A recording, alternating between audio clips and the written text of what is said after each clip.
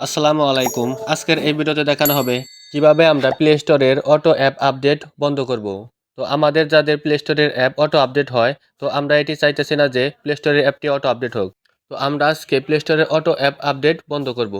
তো ভিডিওটি শুরু করার আগে অবশ্যই আমাদের এই চ্যানেলটি লাইক করবেন এবং সাবস্ক্রাইব করবেন।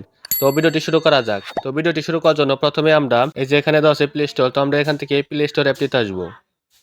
তারপর এখান থেকে যে উপরে দেখেন দেওয়া আছে প্রোফাইল আইকন, তো আমরা এখান থেকে প্রোফাইল আইকনের ওপর ক্লিক করব।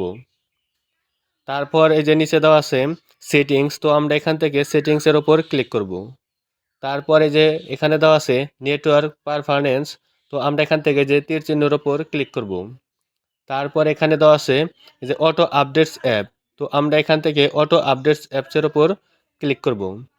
তারপর এখানে দেওয়া আছে যে update all apps over wifi or mobile data, তার মানে এটি মোবাইল ডাটা এবং ওয়াইফাই দ্বারা আপডেট হইতেছে অটোভাবে। তো এটি বন্ধ করার জন্য এই যে দেখেন নিচে দেওয়া আছে ডোন্ট অটো আপডেট অ্যাপস, তো আমরা এটির উপর ক্লিক করব। তো এখন থেকে আর এই অ্যাপটি অটো আপডেট হবে না।